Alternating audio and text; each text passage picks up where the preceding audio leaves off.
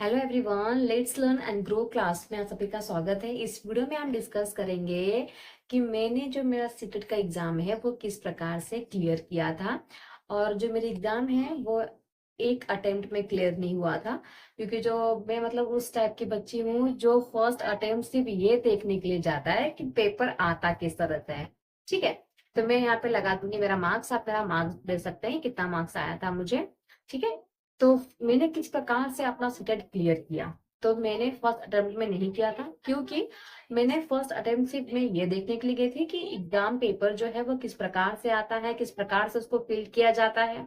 ठीक है, 2019 में मैंने एग्जाम दिया था, 2020 में रिजल्ट आया था जनवरी में, तो क्लियर हो गया था मेरा। ठीक है, तो सेकेंड अटेम्प्ट जब मैंने दिया तो फर्स्ट अटेम्प्ट मैंने जो भी गलतियां की थी उस पर मैंने काफी फोकस किया था, कि पढ़ाई बिल्कुल की नहीं थी। मुझे पता था कि मुझे पढ़ाई करनी पड़ेगी सबसे पहले, है ना। मैंने ये देखा सबसे ज्यादा स्कोरिंग मार्क्स कौन सा है।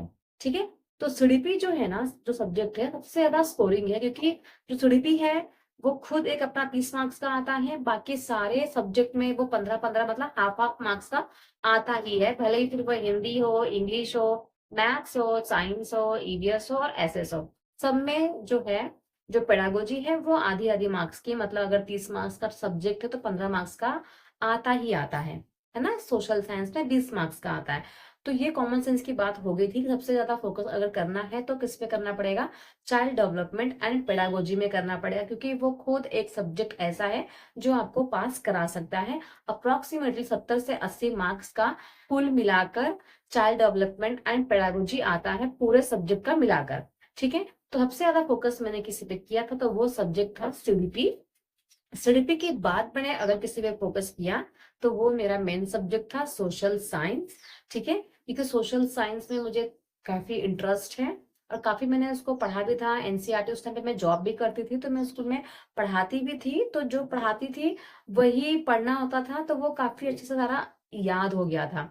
ठीक है, फॉर एग्जाम्पल 6 की जो ज्योग्राफी है, हिस्ट्री है, सिविक 7 की, 8th की, तो इसी में से आता है। तो मुझे जब मैं पढ़ाती थी मुझे इसका काफी फायदा हुआ। ठीक है, मैंने सीडीपी पढ़ा, सोशल साइंस पढ़ा, इसके अलावा इन्हें हिंदी और इंग्लिश बिल्कुल नहीं पढ़ा था, ना ही ग्रामर और ना ही व्याकरण। एग्जाम में ही जो मैंने किया था वो किया था। ठीक है, और सबसे पहले एग्जाम में मैंने एग्जाम देने जब मैं गई थी, ठीक है, तो सबसे पहले मैंने लैंग्वेज को सॉल्व करना ज्यादा उचित समझा था। ठीक है, क्योंकि मैंने ये सारी प्लानिंग घर से ही कर ली थी और आपको भी घर से ही प्लानिंग करके जाना है कि सबसे पहले मुझे कौन सा पेपर सॉल्व करना है, किसमें मेरी कमांड है, जो भी जिसमें भी आपकी कमांड हो आपको वही पेपर सॉल्व करना है।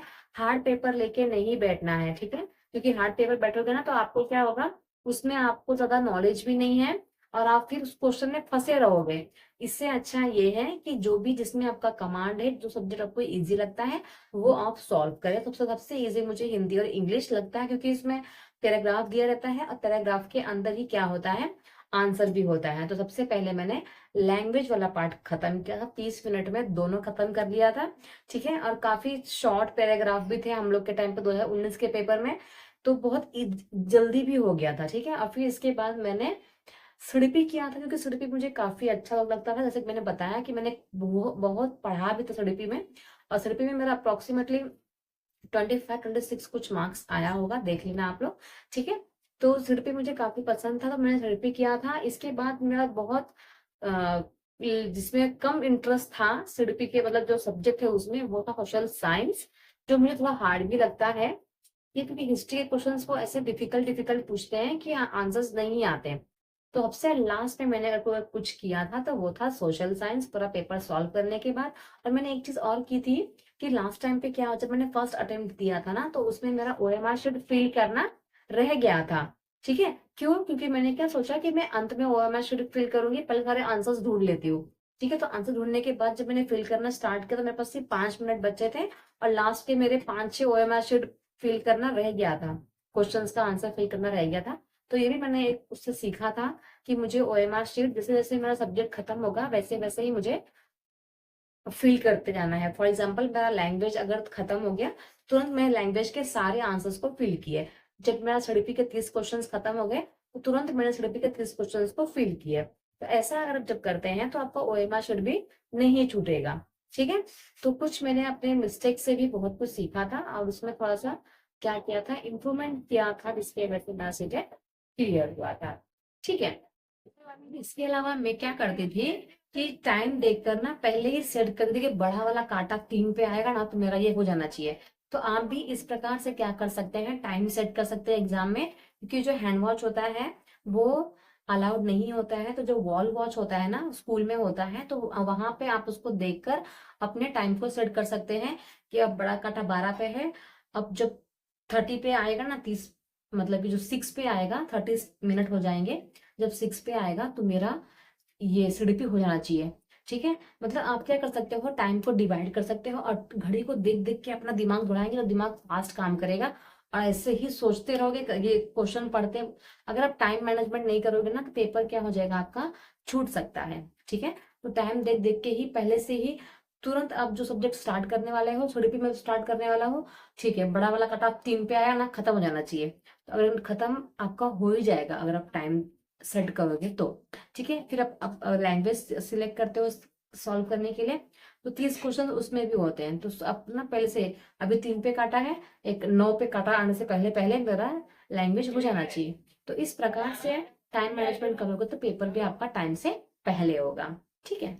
इसके अलावा पीवाईक्यू मैंने सॉल्व किए थे, 2-3 साल के पेपर्स ही सॉल्व किए थे, इतना ज्यादा सॉल्व नहीं किया था। ठीक है। 3-4 पेपर मैंने सॉल्व किए थे, सीडीपी का, सोशल साइंस का, और पेपर 1 का मैथ्स एंड ईवीएस। ठीक है।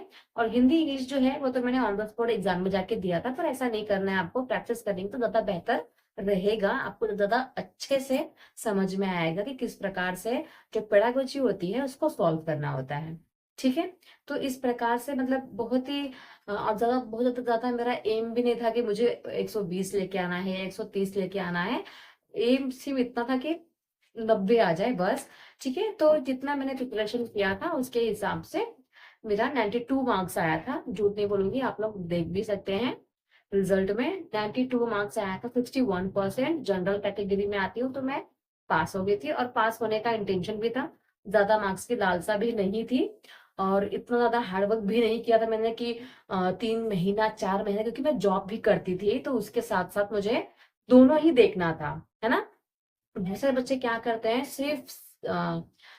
सिर्फ पढ़ाई पढ़ाई पढ़ाई करते हैं, तो फिर 130 मार्क्स लाना, 130 140 मार्क्स लाना जो होता है वो थोड़ा इजी भी हो जाता है, काफी फोकस आप कर पाते हैं पढ़ाई पर अगर आप कहीं पे जॉब कर रहे हैं तो इतना फोकस नहीं हो पाता है, क्योंकि आप टीचिंग फील्ड में हो तो आपको स्कूल में भी 6-7 घंटा काम करना है कंटिन्यूसली, क्योंकि स्कूल में पेंडिंग वर्क है, उसको घर पे भी लगे करना होता है, और इसके अलावा आपको प्रिपरेशन भी करनी है। तो वो काफी डिफिकल्ट टास्क होता है अगर आप जॉब करते हैं तो। अगर आप जॉब नहीं कर रहे हैं तो बहुत ही अच्छी बात है, आपके लिए बहुत प्लस पॉइंट है, आप काफी अच्छा मार्क्स स्कोर कर सकते हैं। ठीक है। तो 92 मार्क्स मैंने स्कोर किया था, बहुत ही मीडियम हार्ड वर्क में।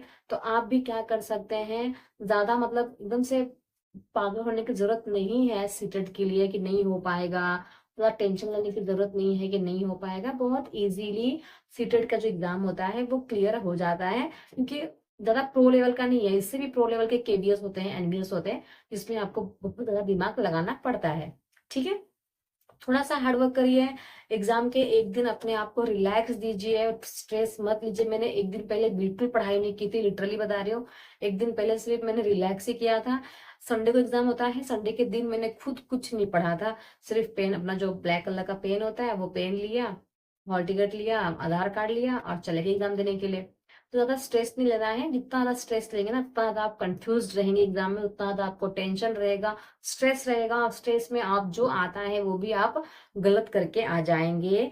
तो आपको स्ट्रेस नहीं लेना है, एक दिन पहले क्या करिए, बुक बुक को सब दूर रख दीजिए, गाना सुनिए, मूवी देखिए, एंजॉय कीजिए और एग्जाम देने जाइए, डेफिनेटली आपका पेपर अच्छा होगा। Thank you so much everyone अंत तक पूरा देखने के लिए। आई होप आप थोड़ा बहुत इंस्पायर हुए होंगे, थोड़ा सा स्ट्रेस लेवल कम हुआ होगा कि इतने पगलाने की जरूरत नहीं है। तो मिलते हैं नेक्स्ट क्लास में। Thank you so much everyone. अगर वीडियो अच्छी लगी हो तो चैनल को सब्सक्राइब कर लीजिएगा, लाइक कमेंट शेयर जरूर कीजिएगा।